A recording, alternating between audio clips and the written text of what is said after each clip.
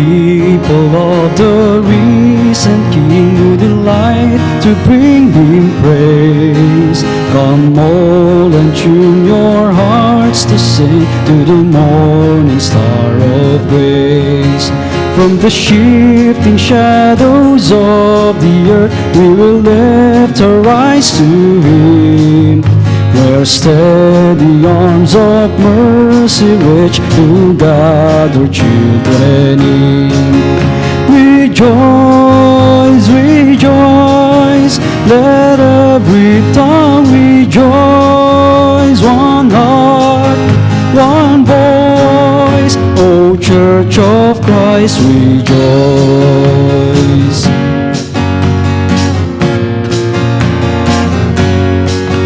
Come those whose joy is morning sun, and those weeping through the night.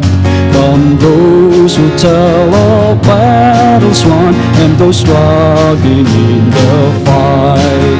For His perfect love will never change, and His mercies never cease, but follow us through all our days with a certain hope of peace. Rejoice, rejoice, let every tongue rejoice. One heart, one voice, O Church of Christ, rejoice.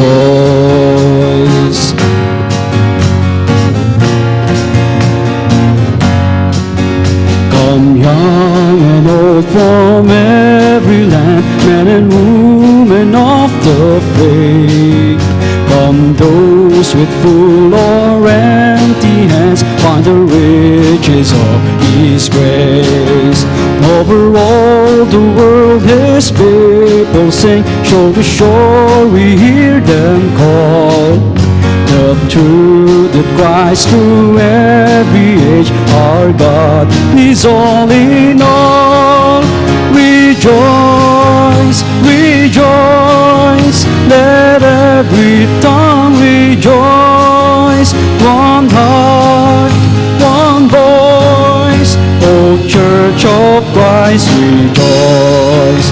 Rejoice, rejoice, let every tongue rejoice. One heart, one voice, O Church of Christ, rejoice. O Church of Christ, rejoice. O Church of Christ, rejoice.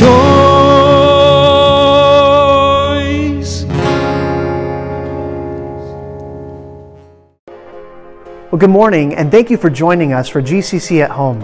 My name is Barrett Wolverton, and I'm the lead pastor here at Grace Covenant Church in South San Francisco. We're a church that is all about glorifying God, growing as disciples, and going into our community and beyond to reach others with the good news of Jesus Christ. You can learn more about us on our website, www.gracecovssf.com. You can go there to check out our small groups that we have during the week, where you can connect with other believers and other people who are seeking a relationship with God. You can also go to our website to contact our staff members and let us know if there's anything that we can pray with you for. So be connected with us. Don't isolate yourself, but we want to encourage you to be a part of a community that is larger than yourself. Thanks for joining us this morning, and enjoy the service.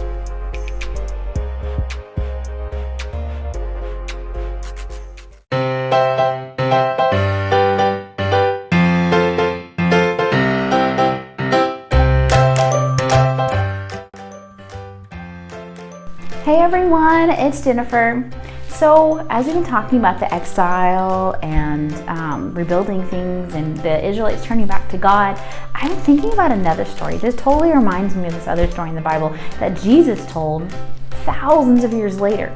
So it goes like this. There's this dad and he has two sons. And there's one day, one of the youngest sons says, "You know what, Dad? I'm done waiting for you to die. I want my inheritance now." Okay, so the dad gives him all the money that he would have. given him when he died. He gave him all of his inheritance. And so the son goes off and he's living his best life. He's making it rain. And then the good times are happening. And then all of a sudden they're not. They're not happening because he ran out of money. And the Bible, the story says he's looking at these pigs that he's feeding. And he's just like, oh man, that looks so good. Oh, these pigs are fed so much better than me. You know what? The servants at my father's house were fed so much better. What if I went and I just begged him to be one of his servants? And so he does. He goes home, and the Bible says that the dad sees him from a distance and he runs to meet him. And the son just falls on his feet and he says, "Dad, forgive me. Please, I am no longer worthy to be your son." What does the dad do? He doesn't say, "Well, yeah, you shouldn't have done that." You know, he says, "Kill the fatted calf. My son who was lost is now found." He was so excited. So that kind of reminds me of the children of Israel. You know, God had given them the land that he promised Abraham. And they had everything that God had promised them. And here they are, living their best life, completely turned away from him. And they think that they're having the best time serving whatever God they want and choosing whatever they think they want. And God warns them, this is not good. You know, if you keep this up, you will go into exile. And so what happens? They go into exile. And it is not the good times. It's very, very, very dark. But I look at the first chapter of Nehemiah and I am reminded of the son that gets down on his knees and says, "God, I am no longer worthy to be your son. God, forgive me, forgive us as a people. Let us be your people again, and you be our God." And he just prays the prayer asking for forgiveness. And you know what? It's the same God that Jesus was talking about when he told the story. And the same God as that represents the Father who says, "Kill the fatted calf. My son who was lost has now come home." That's the same God that when the Israelites said, "God, forgive me," he did. And that's what grace is, that God gave us his love and his forgiveness even when we don't deserve it.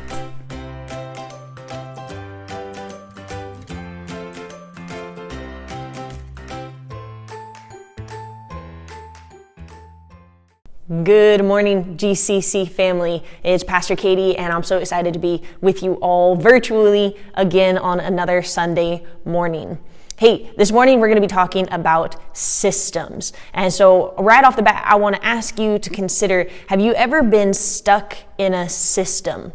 It could be something really dramatic and big and something that affects your whole entire life. Maybe you've been involved in systems that have significant impact, whether positive or negative, on your very life. But sometimes those systems are a little bit smaller and just annoying as well. I know for New Year's, I got to see some family members, which was a really big deal considering what the last year has been like. And we did the whole quarantining and testing and the whole 9 yards so that we would get to see each other for a few days over New Year's. We got a cabin up in the mountains, in the San Bernardino Mountains, and we quarantined our way in and we did all the tests and we got all excited to get up to the mountain. And then 2 days before, there was a massive snowstorm. I don't know how many of you have ever lived in the snow or are very familiar with the snow. I'm just familiar enough to know how obnoxious it is, but not familiar enough to be too annoyed by it, right? So I don't really appreciate how much it messes up the systems of life, but it's still kind of novel to me, right? I didn't grow up in it. I've never lived in snow. I've only ever visited snow and then gone back home where my pipes won't freeze and my car won't be snowed in and I won't have to shovel my way to my front door. So 2 days before we head up to this cabin for New Year's with my family, there's this huge snowstorm, and they got out of nowhere, this place that we were going got like 18 inches of snow. It was something ridiculous like that. And it was in a space of less than 24 hours, and then it cleared and the sun came out and the weather was beautiful again.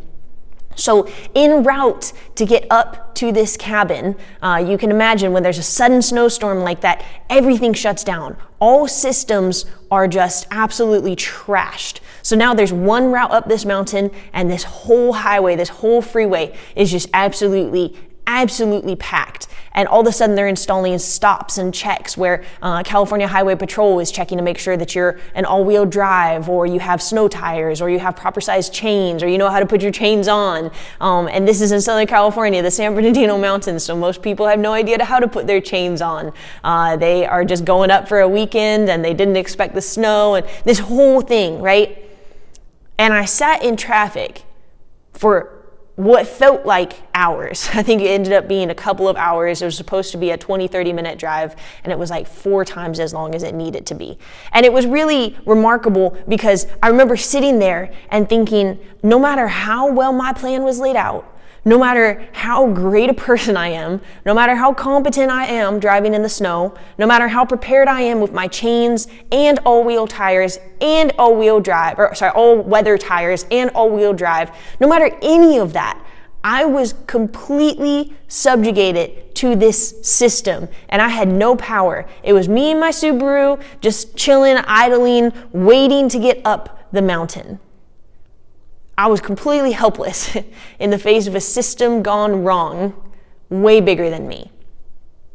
It's interesting because many of us have these ideas, especially when it comes to matters of faith. We think very individualistically. We think very morally. We think, wow, God, I just need to honor God and X, Y, and Z may happen. And I just need to be obedient to God and I'm going to make my way up the mountain. I just need to be prepared. I just need to have the chains and the right tires and the right kind of engine in my car, and I'm going to be good to go.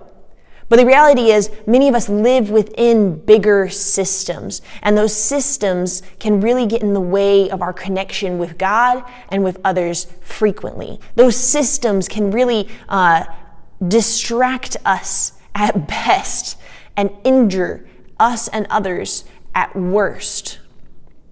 Those systems are what we see in today's passage in Nehemiah, is we see a man caught in not just one system, but multiple systems, both for ill and for good. And we see a God bigger than all these systems. So today's message is for you if you're someone who has recognized or are recognizing that you're caught in systems that are bigger than you, and you need a solution that is bigger than you. To that end, would you pray with me as we open up the Bible to Nehemiah 1 and 2? Jesus, we thank you for this morning's reminder in the scriptures of how you are bigger than systems, of how even though systems can be overwhelming, God, that you call us as individuals and as communities to step into those systems because you have plans for our good and our future in the midst of all of it. God, would you help us to recognize and remember that you are sovereign and you are good and you are powerful, even above and beyond any systems that might seem to threaten your promises to us. Lord, God Almighty, King of all kings, Lord of all lords, I ask that you open our eyes and open our ears to what it is you have to say to us today. Amen. If you want to open up to Nehemiah 1, I'm going to read a few verses and then recap Nehemiah 1 and 2 for us. I'm reading from the English Standard Version this morning, so if you want to follow along word for word, you can match me in the ESV. Otherwise, feel free to read along in whatever you have. Nehemiah 1. It starts like this. The words of Nehemiah, the son of Hilkiah. Now it happened in the month of Chislev, in the 20th year, I was in Susa the citadel, that Hanai, one of my brothers, came with certain men from Judah. And I asked them concerning the Jews who escaped and had survived the exile, concerning Jerusalem. And they said to me, the remnant there in the province who has survived the exile is in great trouble and shame. The wall of Jerusalem is broken down and its gates are destroyed by fire. As soon as I heard these words, I sat down and wept and mourned for days, and I continued fasting and praying before the God of heaven. Nehemiah 1 and 2 essentially chronicles the story of a man caught in systems who recognizes something is broken and invites God to let him into that solution. It's interesting. Take a second, if you would, and think of the system that bothers you most. There's plenty to choose from right now. Think of a system that disrupts your everyday life. It could be an economic system. It could be a political system. It could be a racial system. It could be a gender system. It could be a workplace system. It could be COVID, for goodness sake. There's so many. It could be the housing market system nearby. There's so many systems that disrupt our everyday lives. And what's interesting is many of our tendencies when we're confronted with a system, with something that's wrong, is to do one of two things. One is to try and insulate ourselves from that system, to set up our own guards and cushions so that we don't have to deal with it. The other extreme is perhaps to try and fix the system, which inevitably means bringing a new system in to try and counteract the old system. What's happening here in Nehemiah is that Nehemiah does neither. Let's back up a little bit. We just finished going through episode after episode from the book of Ezra.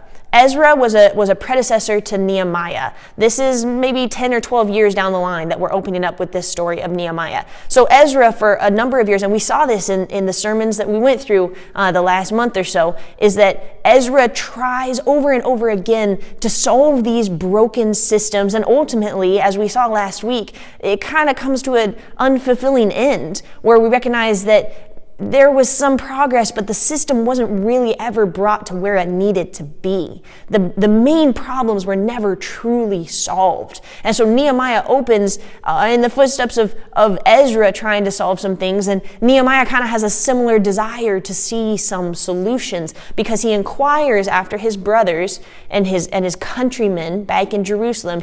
Remember, he's living in Susa. He's far away. He's at the court of the king that stole away the Israelites, okay? So he's removed a little bit. He's got a little bit of cushion, but he's still concerned for his brothers and sisters, and he asks after them. He says, are they okay? And the answer is that they're not. They're in great trouble. I don't know about you and your personality, but me and my personality, when I hear somebody's in trouble, I am of the tendency to go and try to solve it. I'm of the tendency to go and try to fix something immediately, and I get frustrated. I feel very trapped and annoyed and helpless when I can't fix something for somebody. So I read this story and I think, if somebody said to me, my family is in great trouble and shame, I'm getting in the car and going to them and trying to fix it and solve it as much as I possibly can. Even if it's out of my control, I want to feel like I have a solution in it. Nehemiah doesn't do that. He doesn't play either extreme of one, insulating himself from trouble so he doesn't have to think about it and be uncomfortable. He also doesn't play the other extreme of running to solve it in his own strength and power.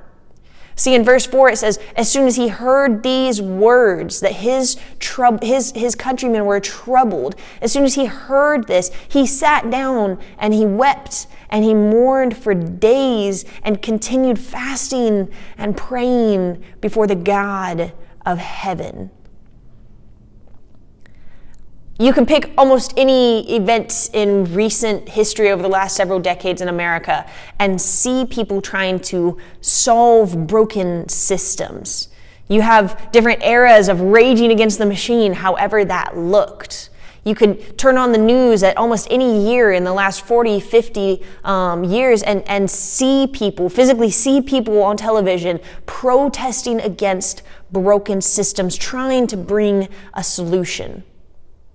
This is right and good. We're made in God's image, and when that's not honored and when there's brokenness in systems, we're to bring restoration, we're to bring peace, we're to bring hope, but we're only bringing part of the story when we do it in our own strength.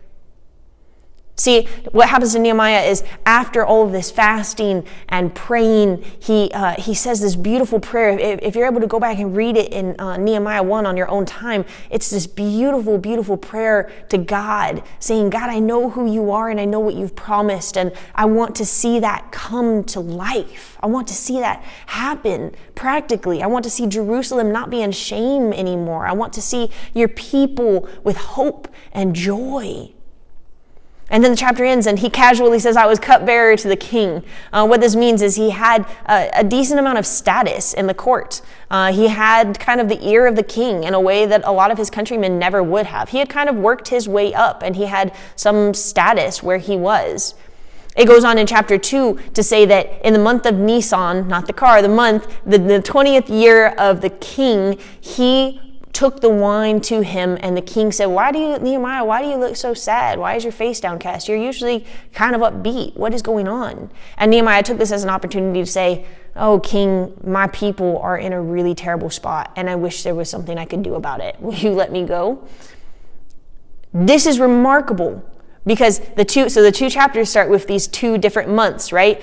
He actually talks to the king in the month of Nisan, but the first one opens in the month of Chislev. There's about 4 months between these. So we read it very quickly, right? We read it out of chapters 1 and 2, and the next day he went to the king and said, oh, king, let me go and fix the wall. But what actually this was, in terms of timeline, was Nehemiah spent the better part of 4 months just really sorrowful about what was happening, really tore up about what was happening to his friends and his family members. 4 months fasting and praying and sitting before God and saying, God, will you do something? In those 4 months, I would argue God worked on Nehemiah's heart. And God gave him to recognize that he had positions of power and privilege and influence, that his very being the cupbearer to the king might lend itself to a way in which God would bring about some restoration of a broken system. So when we get to chapter 2, months have gone by, time has passed, and Nehemiah is probably emboldened, probably bolstered, probably has a clearer sense of direction because of the way in which God has met him in prayer. Nehemiah is not rashly running to the king the next day and saying, oh, king, if it pleases you, let me go and repair the walls of Jerusalem. No, absolutely not. Nehemiah first goes to God and says, God, do something about this. And then God invites Nehemiah into God's plan of restoration. GCC, there are 100 things that we could passionately seek restoration in, and we ought to. There are 100 things that we could find. I'm sure if we sat down, if we could all sit in a room together right now and say, what's wrong and what's broken and what do we want to see repaired? Some of us might disagree on some of the things, but most of us would agree there's a lot of problems and there's a lot of systems that are broken and there's a lot of things we want to see repaired. We would probably sit in a circle and some tears would be shed and some stories would be told and some personal accounts would be given of things that we need to see systemically restored, because sometimes you're stuck in traffic on the way up to the snow and it doesn't matter how good you are, the system that we're a part of has dealt a bad hand to some of us. Nehemiah, even from a place of privilege, recognizes this, even from the courts of the king, where he probably wasn't lacking for food or comfort or entertainment or anything like that. He still recognized this, and he said, you know what?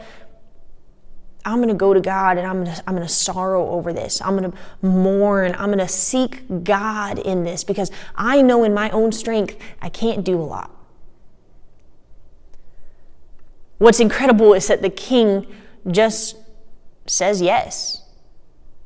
Think about how ridiculous that is, okay? If we were to put it in modern terms, it would be about as ridiculous as if a Republican and a Democrat sat across from each other and one or the other said, hey, counter opponent, would you give me a whole bunch of resources so I can rebuild my party? And the first one said, absolutely, go in peace. And you know what? I'll send you even extra resources. Would you like some of my senators? Would you like some of my money? Would you like some of my funders and donors? Would you like some of my campaign trail tips? It's that level of ridiculousness that's happening in this story, that this king is saying to this foreigner, yeah, go ahead and rebuild your city. Yeah, go ahead and restore your own political and social and religious power. Yes, absolutely. I'm going to bless you. And you know what? I'm going to send you a letter so that you don't get stopped at the border. And I'm going to send you more resources so you can do the building with it. This is unprecedented. If Nehemiah had simply, on his own strength, been super tore up about what he heard from his countrymen, and then the next day walked into the court and said, oh, king, live forever, can I go rebuild my social structure? Probably that wouldn't have gone so well. But Nehemiah is not acting in his own strength, and he's not following his own plan. He's acting in God's strength and following God's plan. See, if we try and repair systems on our own, if we try and repair things on our own, it's on our own strength. It's on our own power. And it's ultimately going to be thwarted by whatever power is stronger. But when we seek after God, He is more powerful than anyone else. There's this beautiful line in Proverbs that says, God directs rivers, king's hearts like rivers of water. It's that easy for him. The God who hung the stars in the sky, the God that knows all the wild animals by name, the God that turned the earth in motion and fashioned the seas and the dry land, the God that invented everything from butterflies to the crazy animals we're finding at the bottom of the ocean these days. This is the God that's more powerful than any system humans could ever set up. It's somewhat illogical for us to say, oh, well, we should just fix the systems, and gosh dang it, we're just going to do the best we can do, and that's going to have to be good enough. It's illogical for us to do that when instead we could be turning to God, who is the source of all authority and power. This is the same God who, when Jesus was taken before the local authorities and he was being questioned in light of his betrayal, right before he was crucified, he was being questioned, and these authorities said, aren't you scared of me? Aren't you going to say anything? Aren't you going to try and defend yourself? And Jesus says, you only have the authority that's been given to you by heaven. Why would I be afraid of you? God holds this ultimate authority and power that ought to blow our minds when we think and recognize it. This is what Nehemiah knows, that even when he's surrounded by literally the most powerful empire on earth in this time, he was the most powerful man on earth at this time. After 4 months, nearly 4 months of just sitting with God and saying, God, do something, let me be part of this. And without fear, Nehemiah confesses his sorrow to this king, and the king magically, with the sovereignty of God, blesses this venture. My friends, we have so many opportunities to spend our energy these days. We have so many things that we can fight and strain against, so many injustices to be righted, so many tensions to be managed, so many difficult relationships with friends and family, so many challenging situations in light of even just our daily reality with COVID now. What we can be reminded of in the story of Nehemiah, in these first 2 chapters, is that when we seek to make right something that's wrong in a system, we should not seek it in our own strength. We should not chase it with our own power. We should not carry it out with our own smarts and brilliance. But rather, when we align ourselves with what God is doing, when we turn to God in all humility and say, as Nehemiah did, not only have my people sinned, but I've sinned. My family has sinned too. I'm part of the problem. Will you also let me, God, in your grace and mercy, be part of the solution? God doesn't call us to all things at all times. He's not telling you to go out today and solve every systemic problem that ever was and to get your whole self in order as well. God's gentle and patient with us and invites us into processes of redemption. Probably today there's 1 or 2 things on your heart that God has put on your heart that he's inviting you into redemption in. And it's a process. And as we'll see in the rest of Nehemiah, it gets really messy. Nehemiah messes up, to be honest with you. He makes some train wrecks out of what God was already doing. And yet in that, God still carried out his plan for redemption. And yet in that, God still made right what was wrong. Not entirely through Nehemiah, but ultimately through Jesus. If you're discouraged today by broken systems, if you're weary today from messed up circumstances, if you're frustrated today that you were prepared but you got stuck, even though you had the chains and the tires and the all-wheel drive, you still got stuck in a line of people who didn't know how to drive. That's okay. God meets us in that. And it might take months sometimes, and it might be a lot of sorrow in the process, but God meets us and he makes a way where there is no way. And even the most powerful man in the most powerful empire in the whole face of the earth doesn't stand a chance against the way God moves, and doesn't stand a chance against the redemption that God has his heart set on.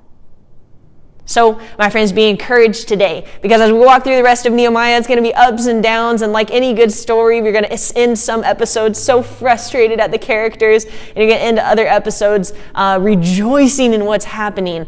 But in all of it, we see that God has an ultimate plan, and we may not see it fulfilled in our lifetimes, but he has an ultimate plan that through the person of Jesus, we will find this ultimate fulfillment and redemption, and everything that's wrong will be set right. Would you pray with me? Jesus, thank you so much for the reminder that's in Nehemiah. May it sink down deep into who we are and help us remember and reflect and believe. Give us faith, God, to believe that you are about a good work, and you're not expecting us to go and fix everything on our own strength, because that's impossible, but you're inviting us to come into what you're already doing and be part of seeing the impossible made possible, because you're strong enough to do that, God. Would you encourage those of us who are tired? Would you strengthen those of us who are scared? And would you be faithful to those of us who are just having a hard time believing you? We're so grateful for you, God. We're so grateful for you, Jesus. Thank you that you don't leave us alone, and that we have something to put our hope in the person of Jesus.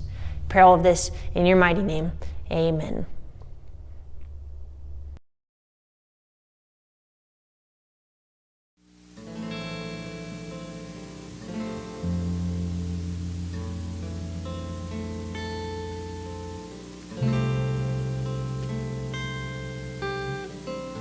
The grace of God has reached for me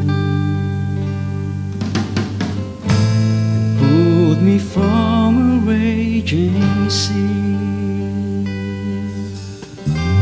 and I am safe on this solid ground.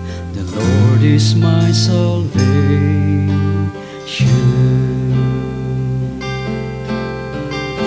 I will not fear when darkness falls. His strength will help me scale these walls. I'll see the dawn of the rising sun. The Lord is my salvation.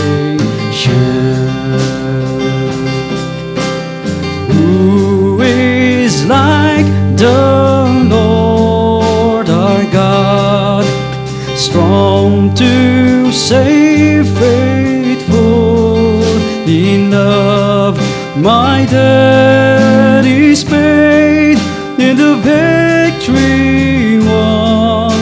The Lord is my salvation.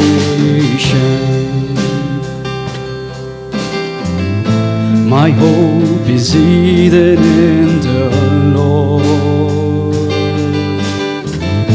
He flowers each promise of His word. When winter fades, I know spring will come. The Lord is my salvation.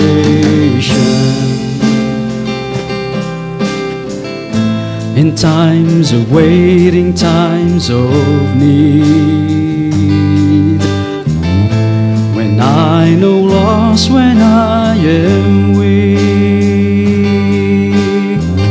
I know His grace will renew this day. praise. The Lord is my salvation.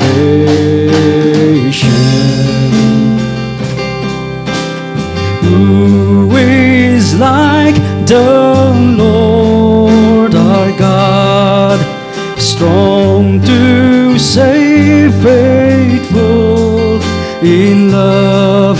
My debt is paid, in the victory won. The Lord is my salvation.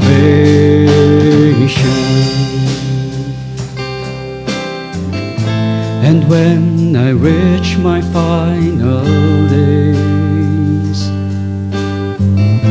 He will not leave me in the grave,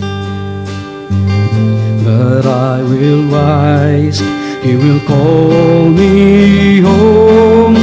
The Lord is my salvation.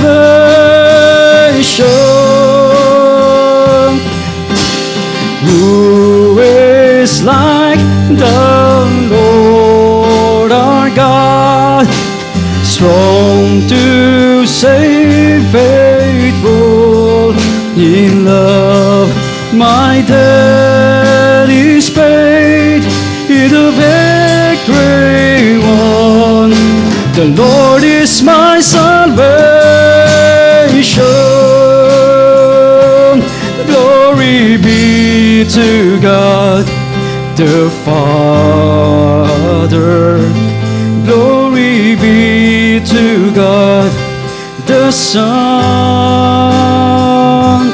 Glory be to God the Spirit. The Lord is our salvation. Glory be to God the Father. Glory be to God the Son. Glory be to God the Spirit. The Lord is our salvation.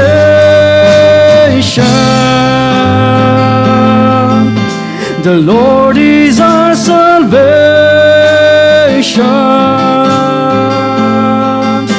The Lord is our salvation.